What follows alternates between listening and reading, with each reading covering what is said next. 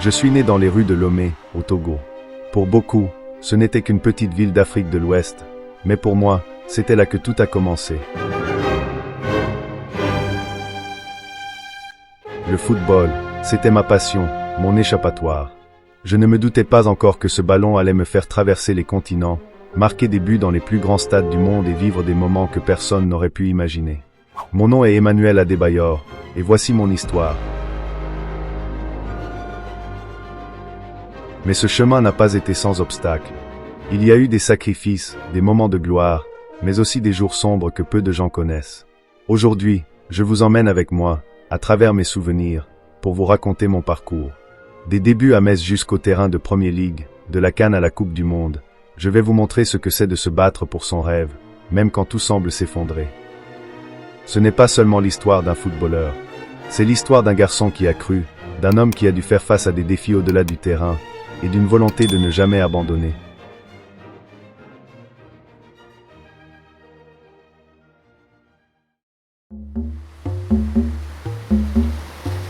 Je suis arrivé au monde le 26 février 1984 à Lomé, la capitale du Togo. Mon enfance a été marquée par des défis, étant l'un des 6 enfants d'une famille modeste. Mon père monnayeur et ma mère, vendeuse sur le marché local, ont toujours travaillé dur pour subvenir à nos besoins. Ces difficultés m'ont appris la valeur du travail et de la détermination dès mon plus jeune âge. À Lomé, j'ai grandi dans un environnement où le football était plus qu'un simple jeu. C'était une passion qui unissait les jeunes du quartier. Je passais des heures à jouer sur les terrains de fortune de Kodjoviakopé, rêvant de devenir un jour footballeur professionnel. Dès mes premières années sur le terrain, j'ai su que le football était ma voie. Mon talent naturel s'est rapidement distingué des autres.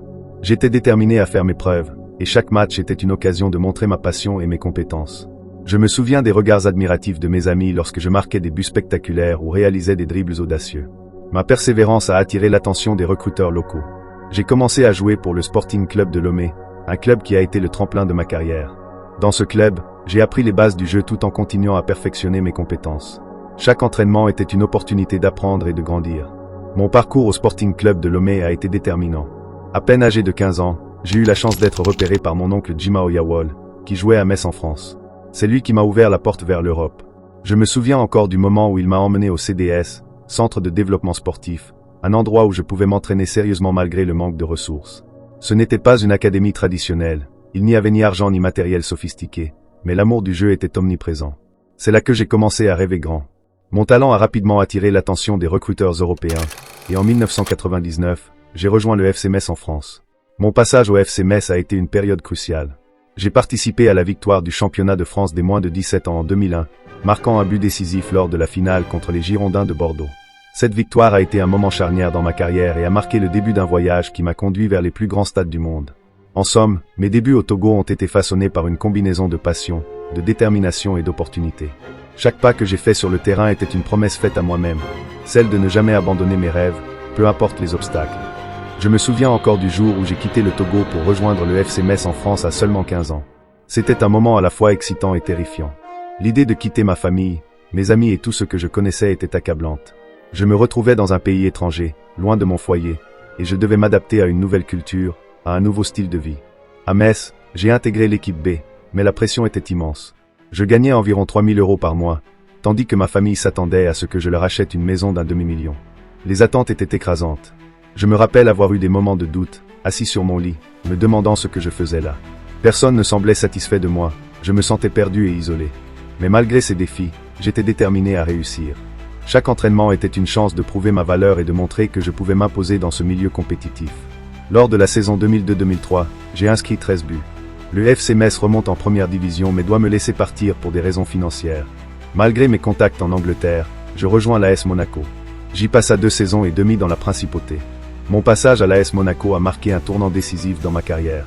J'y ai joué de 2003 à 2006, et c'est là que j'ai vraiment commencé à m'affirmer comme un joueur de haut niveau.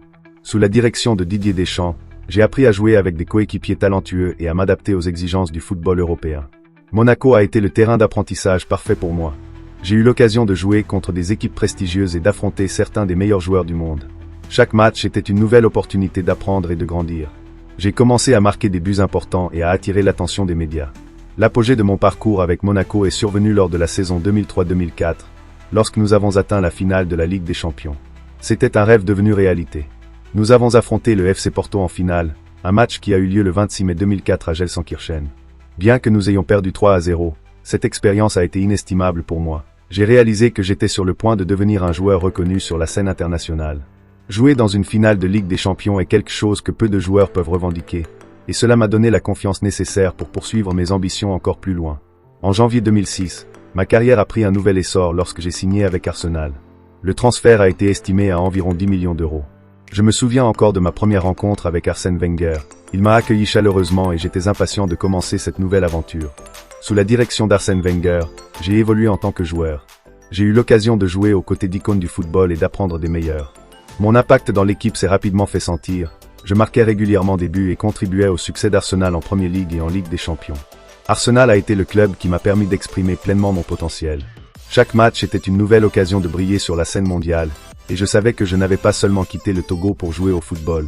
J'étais là pour laisser une empreinte indélébile dans l'histoire du sport. Ainsi s'est déroulée mon ascension en Europe, un voyage ponctué de défis, mais aussi de triomphes qui ont forgé l'homme et le joueur que je suis aujourd'hui. Mon style de jeu a toujours été caractérisé par une combinaison de puissance physique, d'agilité et d'une capacité à marquer des buts spectaculaires. Parmi mes réalisations les plus mémorables, il y a ce but incroyable contre Tottenham en 2007, où j'ai marqué d'une tête plongeante après un centre parfait. Ce moment a non seulement galvanisé mes coéquipiers, mais a également marqué les esprits des fans, illustrant ma détermination à briller sur le terrain. Mon jeu était souvent décrit comme spectaculaire. Je n'hésitais pas à utiliser ma taille d'1m91 pour dominer dans les duels aériens et à faire preuve d'une rapidité surprenante pour un joueur de ma stature. Chaque but que je marquais était une célébration de l'effort et de la passion que je mettais dans chaque match. Dû à des problèmes face au club, j'ai finalement quitté l'Arsenal pour rejoindre un autre club. Ainsi, le 18 juillet 2009, je signai un contrat de 5 ans en faveur de Manchester City, pour un transfert évalué à 29 millions d'euros. Mon salaire mensuel s'élevait à 700 000 euros. À cette époque, le club était en pleine transformation financière grâce à l'investissement d'un consortium émirati. Mon arrivée a coïncidé avec une période d'énormes attentes et de pression. Cependant, cette période n'a pas été sans tension. L'un des moments les plus mémorables fut ma célébration controversée après avoir marqué contre Arsenal, mon ancien club. J'ai couru vers les fans d'Arsenal en levant les bras, ce qui a provoqué une réaction violente de leur part.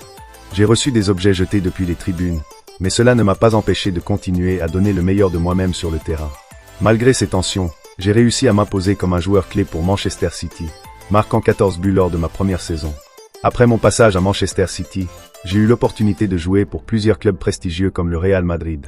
Le 25 janvier 2011, j'ai rejoint le Real Madrid malgré le forcing de mon ancien club, l'AS Monaco, qui a tout tenté pour me récupérer. J'y ai été prêté et j'ai eu la chance de jouer aux côtés de stars comme Cristiano Ronaldo et Karim Benzema. Mon passage a été court mais marquant. J'ai marqué mon premier but sous le maillot merengue contre Séville en Coupe du Roi. Lors de la 22e journée de Liga, j'ai été titularisé par José Mourinho et mon premier but en championnat espagnol fut signé. J'inscris mon premier triplé face à Almeria lors de la dernière journée de championnat. À l'issue de la saison, le Real ne lève pas l'option d'achat et je fais mon retour à Manchester. Le 25 août 2011, j'ai signé un prêt qui s'est transformé en contrat permanent en 2012 à Tottenham Hotspur. Pendant la première saison, j'ai pris part à 37 matchs, marquant 18 buts toutes compétitions confondues tout au long de la saison. À la suite de ces statistiques satisfaisantes, le club londonien me signe un contrat de 3 ans en sa faveur le 21 août 2012. J'y ai connu une période fructueuse, terminant meilleur buteur du club lors de la saison 2013-2014 avec 14 buts en Premier League. À la fin de mon contrat au Tottenham, je rejoins le Crystal Palace. Le 26 janvier 2016, je m'engage pour une durée de 6 mois avec le club anglais de première division de Crystal Palace. Mon passage ici n'a pas été aussi marquant, mais j'ai tout de même contribué avec un but important. Le 31 janvier 2017, libre depuis mon départ de Crystal Palace, moi, l'international togolais m'engage avec le club turc du Istanbul Basaksehir pour une durée de 18 mois, soit jusqu'en juin 2018. J'ai signé à Istanbul Basaksehir pour 2017 à 2019. J'ai continué à marquer des buts en Turquie avant de rejoindre Kayserispor pour une courte période.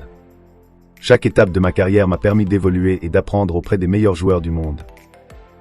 Revenons sur mon parcours en équipe nationale. En tant que capitaine des Éperviers du Togo, j'ai toujours ressenti la responsabilité de mener mon pays sur la scène internationale. Mon rôle a été crucial lors des éliminatoires pour la Coupe du Monde 2006 en Allemagne, où j'ai marqué 7 buts décisifs qui ont permis au Togo de se qualifier pour sa première Coupe du Monde. C'était un moment historique pour notre nation. Cependant, mon parcours international a également été assombri par le drame survenu lors de la Coupe d'Afrique des Nations 2010 en Angola. Je n'ai pas pu participer à la Coupe d'Afrique des Nations 2010, à cause de cette fusillade dont a été victime le bus de la sélection togolaise, dans laquelle 2 membres de la délégation perdent la vie, lors de son arrivée en Angola dans l'enclave de Cabinda. Alors que nous nous dirigions vers notre premier match, notre bus a été pris pour cible par des rebelles. Le choc de cet événement est indescriptible. J'ai perdu 2 amis proches ce jour-là, et le traumatisme qui en a résulté m'a profondément affecté. Le sentiment de peur et d'impuissance m'a hanté.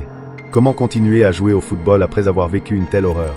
Cette tragédie a non seulement impacté ma carrière, mais elle a également eu des répercussions sur ma vie personnelle. J'ai dû faire face à des flashbacks, à une anxiété constante et à une remise en question de mes priorités. Cela m'a poussé à m'éloigner temporairement de l'équipe nationale, un choix difficile pour quelqu'un qui avait toujours été dévoué à son pays. Le 12 avril 2012 j'annonça, suite aux événements tragiques intervenus en janvier lors de la Coupe d'Afrique des Nations, lors desquels 2 de mes compatriotes ont été tués par des terroristes en Angola, j'ai pris la décision très difficile de prendre ma retraite internationale. Je suis toujours hanté par les événements dont j'ai été témoin lors de cet horrible après-midi dans le bus de l'équipe du Togo. C'est un moment que je n'oublierai jamais et que je ne veux plus jamais revivre. Finalement, après plusieurs négociations, j'ai accepté de revenir en sélection notamment en rejouant face à la Guinée-Bissau, le 15 novembre 2011, lors d'un match comptant pour les éliminatoires de la Coupe du Monde 2014. Un match qu'on a gagné à 1-0. Mon parcours professionnel n'a pas été exempt de tensions. À Manchester City, par exemple, j'ai eu des conflits avec certains membres du staff et des coéquipiers. Les attentes étaient énormes, et la pression pour performer était constante. Je me souviens d'un épisode où j'ai eu une altercation avec Roberto Mancini, l'entraîneur de l'époque. Les désaccords sur ma position sur le terrain et mon temps de jeu ont créé une atmosphère tendue. Ces tensions ont souvent été amplifiées par les médias, qui se faisaient l'écho de chaque rumeur et chaque conflit. Cela a parfois obscurci mes performances sur le terrain, et j'ai ressenti le besoin de prouver ma valeur à chaque match. Ma vie personnelle a également été marquée par des défis. Ma relation avec ma famille est complexe. Bien que je sois fier de mes racines togolaises, j'ai souvent été critiqué par certains membres de ma famille concernant mes choix professionnels et financiers. La médiatisation de nos disputes familiales a ajouté une couche supplémentaire de stress à ma vie. Les tensions ont été exacerbées par le fait que je suis devenu une figure publique. Mes succès sur le terrain ont attiré l'attention, mais cela a aussi mis en lumière mes problèmes personnels. J'ai souvent ressenti le besoin d'expliquer mes décisions à ma famille tout en jonglant avec la pression médiatique. Ces moments difficiles m'ont rendu plus vulnérable, mais ils m'ont aussi appris l'importance de la résilience et du soutien émotionnel. J'ai compris que derrière chaque succès se cachent des luttes invisibles, et c'est cette dualité qui fait de moi le joueur et l'homme que je suis aujourd'hui. En fin de compte, ces défis personnels ont façonné mon parcours, me rappelant constamment que la vie est faite d'épreuves autant que de triomphes.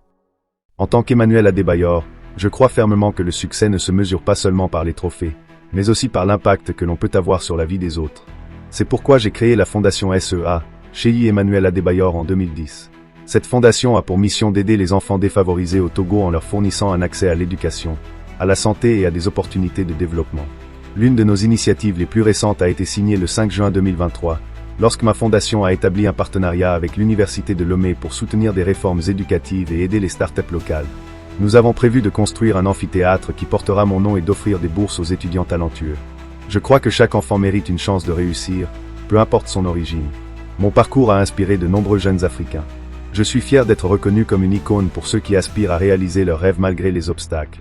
Je leur montre que le succès est possible, même en venant d'un pays comme le Togo. À travers mes actions et mes discours, je m'efforce de transmettre un message d'espoir et de détermination. Je partage souvent mon histoire avec des jeunes lors d'événements et de séminaires, leur rappelant que chaque échec peut être une étape vers le succès. Mon rêve est que chaque jeune puisse croire en lui-même et poursuivre ses ambitions avec passion. Ma carrière a pris fin en Turquie, où j'ai joué pour plusieurs clubs après mon passage à Istanbul Basaksehir.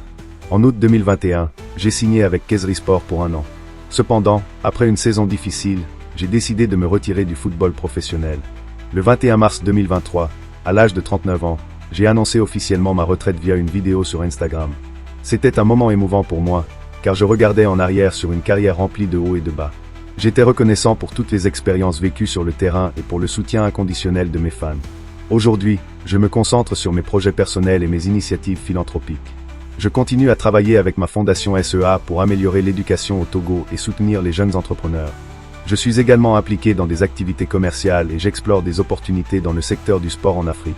Mon objectif est d'utiliser mon expérience pour influencer positivement le football africain et aider les jeunes talents à émerger sur la scène internationale.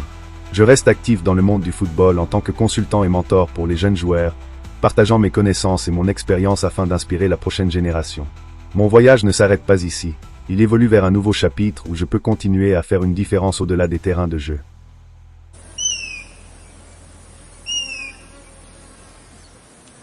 Aujourd'hui, en regardant en arrière, je réalise que tout ce chemin n'a jamais été facile. Du petit garçon qui jouait pieds nus dans les rues de Lomé, à l'homme qui a foulé les pelouses des plus grands stades du monde, j'ai appris que la vie, tout comme le football, est faite de hauts et de bas. J'ai connu la gloire, mais aussi des épreuves qui m'ont marqué à jamais. Mais à chaque étape, c'est la passion qui m'a guidé. Pas seulement celle du jeu, mais celle de représenter mon pays, de ne jamais abandonner malgré les obstacles, et de rester fidèle à moi-même, peu importe les critiques. Le football m'a tout donné, et à mon tour, j'essaie de redonner, en inspirant la prochaine génération à croire en leurs rêves. Mon histoire n'est pas seulement celle d'un footballeur, c'est celle d'un homme qui a appris que les plus grandes victoires ne se mesurent pas seulement en buts marqués, mais en vie touchée. Alors, si mon parcours peut inspirer ne serait-ce qu'un jeune garçon à croire en lui, alors tout ça en valait la peine. Je suis Emmanuel Adebayor, et ce voyage continue, à ma façon.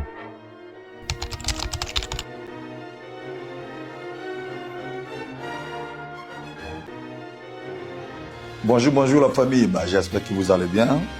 Moi aussi ça va de mon côté. Écoute, l'heure a sonné de raccrocher les crampons, mais comme on dit dans notre jargon footballistique, il est temps. J'ai tellement travaillé, ça a été tellement difficile, compliqué, mais j'arrive vraiment à la fin. Pour finir en beauté, j'organise un jubilé à Lomé, au stade de Kégué, avec toutes les légendes de l'Afrique, du monde bien sûr, pour faire la fête et écoutez-moi bien les jeunes.